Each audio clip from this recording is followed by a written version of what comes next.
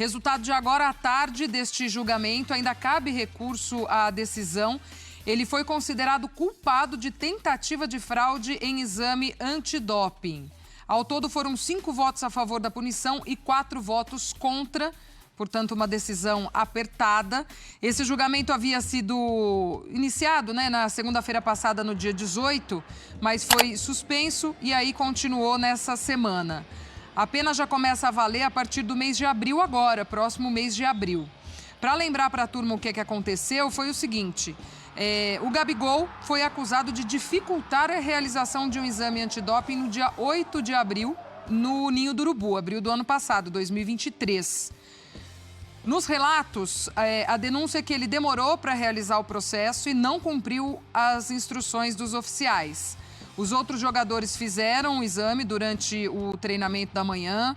O Gabigol não fez, saiu para o almoço, aí ignorou os agentes, foi almoçar e aí o pessoal fez essa denúncia, inclusive falando de um desrespeito à equipe que fazia essa coleta antidoping lá no Flamengo.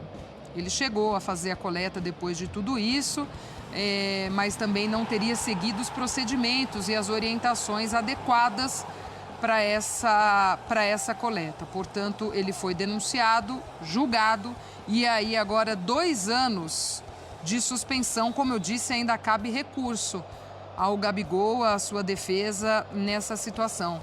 Mas é um período extenso, longo e, enfim, amigos, dependendo do que for negociado aí, para que essa pena diminua, ou enfim, é muito tempo para o Gabriel, né? É puxado, uma suspensão que mexe muito com um dos principais jogadores do Brasil hoje, porque não?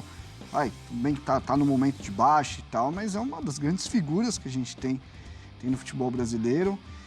Lembrando que ele chegou a fazer o de sangue, e não teve nenhum problema no exame, mas assim, é complexo, porque a gente sabe que são regras, eu não sei como isso funciona, como que é o procedimento do certo, mas pelo que eu vi, ele fez pirraça, fez teria entregue o potinho confusão aberto, e tal. enfim. Eu não acho que tudo isso Relato, seja para tirar o cara 2 anos do... Ainda mais que ele fez o exame de sangue e não negativo. Mas se ele tivesse realmente alguma substância, teria saído no exame de sangue. Num primeiro momento, me parece muito severa. Até por isso cabe recurso.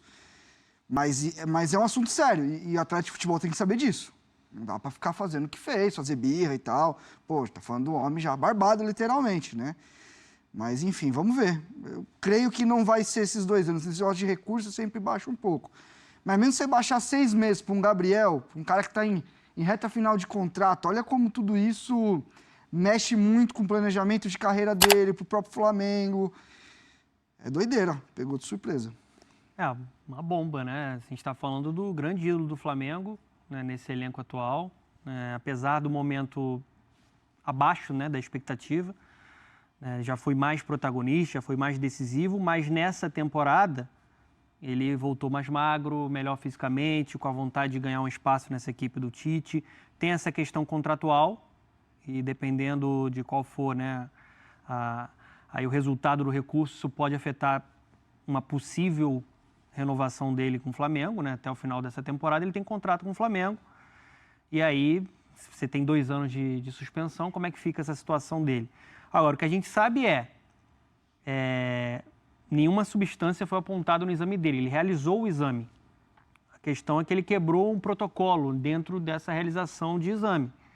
A gente está falando de um atleta de alta performance que está acostumado a essa realidade, dos exames antidoping. Ele está acostumado a esse sistema. E ele acabou criando um problema para ele mesmo e para o próprio Flamengo. Talvez por imaturidade, não acordou num dia bom. Olhando o motivo da suspensão, eu também acho que ela é muito severa. Você tirar um jogador 2 anos de atividade, sendo que não teve nenhum tipo de substância ilegal sendo apontada nesse exame, eu acho muito severo. Vamos esperar o recurso. Já foi um 5-4 dentro desse julgamento, ou seja, foi bem apertado para essa suspensão. Isso pode favorecer e, quem sabe, um olhar mais otimista para a carreira do Gabigol e para a defesa do Gabigol.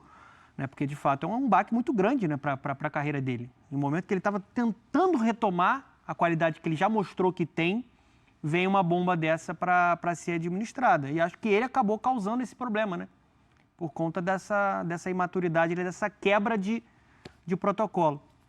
A gente tem lá no nosso espn.com.br também não só essa punição, mas também explicado ali o que vem nesse relato da equipe de coleta antidoping, né? Então, também explicando como teriam sido as atitudes do Gabigol neste dia da coleta, enfim, tudo lá explicado para você. Na sequência desse Sport Center, a gente traz mais informações também. A notícia é de agora, o resultado do julgamento é de agora, então já em cima aí do lance, você tem as informações lá no nosso site, a gente segue acompanhando e atualiza aqui dentro dessa edição do Sport Center essa suspensão do Gabigol. Galera, e saiu o resultado do julgamento do Gabigol. Rapaz, o cara foi condenado a 2 anos. Me explica, eu queria entender o motivo. 2 anos. Tá certo, ele dificultou a fazer o exame de urina? Dificultou, mas foi feito, deu negativo. Aí depois eles pediram um exame de sangue. Ele fez e também deu negativo.